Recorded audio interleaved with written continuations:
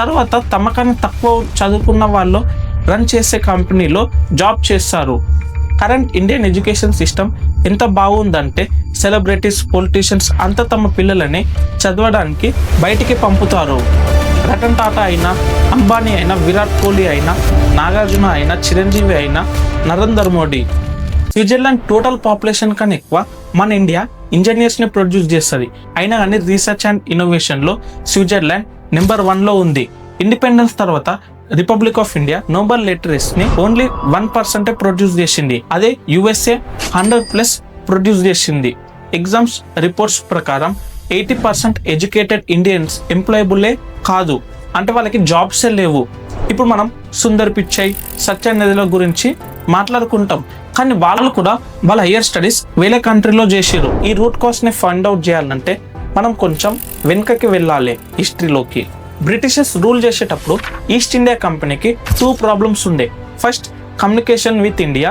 Second, వాళ్ళకి చాలా మంది వర్కర్స్ అవసరం ఉండే. తర్వాత థామస్ బిగింగ్టన్ మెక్లూ 1835లో వారు ఒక లా తెచ్చారు. దాంతో వాళ్ళకి క్వశ్చన్ చేయకుండా పని చేసే వాళ్ళు దొరికిరు డిస్క్ పైన. ఇంగ్లీష్ ప్రపంచంలో ఎవరు మాట్లాడితే లాంగ్వేజ్ ఇంగ్లీష్ అవుతుంది. ఇండియాలో అది ఒక క్లాస్ని క్రియేట్ చేసింది. రష్యా, చైనా, ఫ్రాన్స్ ఈ కంట్రీస్లో కూడా ఇంగ్లీష్ మీద ఎక్కువ ప్రెషర్ లేదు ఇండియాలో ఉన్నంత. జర్మనీ చెప్పగలిగితే మీకు ఇంగ్లీష్ బాగా లేదంటే ప్రాబ్లం అని, కానీ ఇంగ్లీష్ రాని వాడు మాత్రం ఏంటంటే మీకు ఇంకో లాంగ్వేజ్ వస్తుందని. 5 ఏళ్ల కింద ఉన్న టాబ్లెట్స్ అయినా దేన్నైనా సరే బట్టలని మనం అవుట్డేటెడ్ అని అంటాము. కానీ ఇంత ఇంపార్టెంట్ అయిన విషయం ఉన్న మన ఇండియన్ ఎడ్యుకేషన్ సిస్టమ్ ఇప్పటికీ ఇంకా స్మాల్ చేంజెస్తో నడుస్తుంది.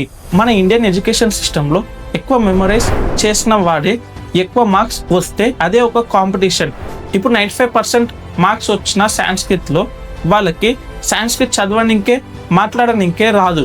బేసికల్లీ ఇంత థిక్ బుక్స్ ఉన్నా సరే వాటిలో మీనింగ్ లేదు. ఈ రోజుల్లో ఎవరికి ఏం తెలుసుకోవాలన్నా గూగుల్, ఏఐ నుండి తెలుసుకోవచ్చు. అందుకే మెమరైజ్ చేయాల్సిన అవసరం లేదు. ఇలా ఉన్నా కూడా గవర్నమెంట్ స్కూల్లో 12 years నేర్చుకున్నా సరే వాళ్ళకి ఇంగ్లీష్ మాట్లాడనికే రాదు. ఎందుకంటే వాడికి ఆ ఎన్విరాన్మెంట్ దొరుకుతుందా. A² + B² = A² + B² + 2AB. ఇది రియల్ లైఫ్లో ఏం యూజ్ వస్తుందో ఎవరికి తెలియదు. ప్రిన్సిపల్కి, టీచర్కి, ఆఖరికి పిల్లలకి కూడా. బహుశా ఎగ్జామ్ ఫెయిల్ అయితే ప్రాణం పోయినంత లెక్క చూస్తారు, కానీ ఇంప్రూవ్ చేయమని ఎవరు చెప్పరు. మరియు A² + B² బదులు A + B² = A² + B² అని మాట్లాడితే గవర్నమెంట్ స్కూల్లో 12 years వరకు ప్రతి క్లాస్లో ఇంగ్లీష్ టీచర్, ఇంగ్లీష్ బుక్స్ ఉంటాయి. కానీ అయినా సరే వాళ్ళకి ఇంగ్లీష్ చదవడానికి రాదు. అదొక 5 years old బాయ్ బుక్ లేకపోయినా సరే ఇంగ్లీష్ ఫ్రీక్వెంట్లీ మాట్లాడతాడు.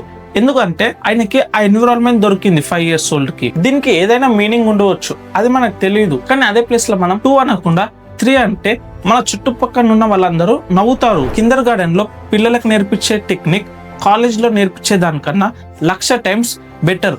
మరియు చాలా మందికి ఎవరికైతే ఎక్కువ మార్క్స్ వస్తాయో ఒకవేళ వాళ్ళు చూసుకుంటూ రాసినా సరే వాళ్ళకి ఎక్కువ మార్క్స్ వస్తే వాడే ఇంటెలిజెంట్, వాడే తోప్ అని. ప్రతి ఒక్కరికి సేమ్ సిలబస్, సేమ్ కంటెంట్ నేర్పిస్తే వాళ్ళకి జాబ్స్ కూడా అన్నీ ఉండేవి. మరియు వాళ్ళ క్రియేటివిటీ కూడా ఆగిపోతుంది. మీరు లయన్, ఫిష్, స్నేక్, ఎలిఫెంట్ అందరినీ ఒకే లైన్లో నిలబెట్టి వాళ్ళకి ఒక ట్రీ పైన ఎక్కుమని చెప్తే అందరూ ఎక్కలేరు. నాకు తెలిసి స్నేక్ ఒక్కటే ఎక్కగలుగుతుంది. అలానే ద్రోణాచార్యుడు కూడా పాండవులకి ఇండివిజువల్ స్కిల్ నేర్పించిండు, అందరికి సేమ్ థింగ్ నేర్పించలేడు. మన ఎడ్యుకేషన్ సిస్టంలో ఆప్షన్స్ లేవు. టాప్ లో సైన్స్, తర్వాత కామర్స్, లాస్ట్ లో ఎక్కడో నెంబర్ లో ఆర్ట్స్ వస్తుంది. ఆర్ట్స్ తీసుకుంటే వాళ్ళని జన్మ అంతా లైట్ గా తీసుకుంటారు. ఆర్ట్స్ తీసుకున్న వాళ్ళని కాలేజ్లో అన్నిట్లో లైట్ గా తీసుకుంటారు. ఎవరికైనా పిల్లలు ఊరితే వాళ్ళ తల్లిదండ్రి ఫస్ట్ చెప్పే మాట ఒకటే, నా కొడుకు డాక్టర్ కావాలి, లేకపోతే నా కొడుకు ఇంజనీరింగ్ కావాలి. అందరు తల్లిదండ్రులకి వాళ్ళ పిల్లలు సాఫ్ట్వేర్ లేకపోతే డాక్టరే కావాలి. ఒకవేళ కాలేజ్ ఫ్రెష్ కోర్సెస్ పెట్టినా సరే ఎవరు తల్లిదండ్రులు దాంట్లో అడ్మిషన్ తీసుకోరు, కాలేజ్లో డబ్బులు వేస్ట్ అవుతాయి అని. సో ఆప్షన్స్ ఇక్కడ ఉన్నా కానీ వేస్టే. మీరు చిన్న ఉన్నప్పటి నుండి మీ ప్లానింగ్ స్టార్ట్ అవుతుంది. మీ మైండ్లో ఫిక్స్ చేసేస్తారు, మీకు మార్క్స్ రాకపోతే జాబ్ రాదు, జాబ్ రాకపోతే మీ లైఫ్ వేస్ట్ అని. అప్పుడు మీరు మీ క్రియేటివిటీని సైడ్ పెట్టేస్తారు. అప్పుడు మీ డ్రీమ్ మంచి మార్క్స్, మంచి జాబ్ అవుతుంది. మీరు ఎవరిని సక్సెస్ఫుల్ అని అనుకుంటారో వాళ్ళు 4-5 మంది గురించి ఆలోచించండి. చూడండి వాళ్ళ లైఫ్ ఈ ఎడ్యుకేషన్ సిస్టమ్ వల్ల సక్సెస్ఫుల్ కాలేదు. రతన్ టాటా అయినా, అంబానీ అయినా, విరాట్ కోహ్లీ అయినా, నాగార్జున అయినా, చిరంజీవి అయినా, నరేంద్ర మోడీ, వీళ్ళు మన ఎడ్యుకేషన్ ట్రాప్ లో పడలేదు. వాళ్ళది వాళ్ళే నేర్చుకుర్రు, ఇంకా మళ్ళీ వాళ్ళది వాళ్ళే కలలు కన్నారు. ఒక కంపెనీ సీఈఓని మీ కంపెనీలో ఉన్న అన్ని డిపార్ట్మెంట్స్కి ఎంట్రన్స్ ఎగ్జామ్ ఇవ్వండి అంటే అందులో గ్యారంటీ లేదు వారు అన్ని డిపార్ట్మెంట్స్ ఇంటర్వ్యూ క్లియర్ చేస్తారని. మరియు ఆఫ్ డిపార్ట్మెంట్స్ని కూడా క్వాలిఫై అవ్వరు. ఎడ్యుకేషన్ ఆ వేలో ఉండదు.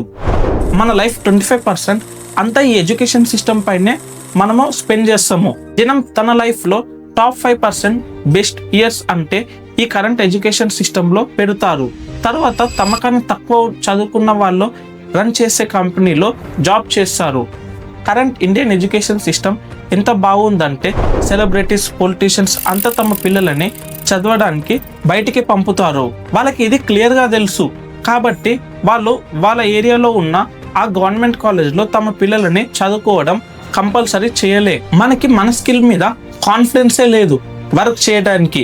ఫైర్ అవుతామని ఒక భయంతో బతుకుతాం. ఇంకా 10 years గురించి మనం మాట్లాడతలేము అసలు. ఇప్పటికే AI వచ్చి సగం జాబ్స్ వెళ్ళిపోయినాయి.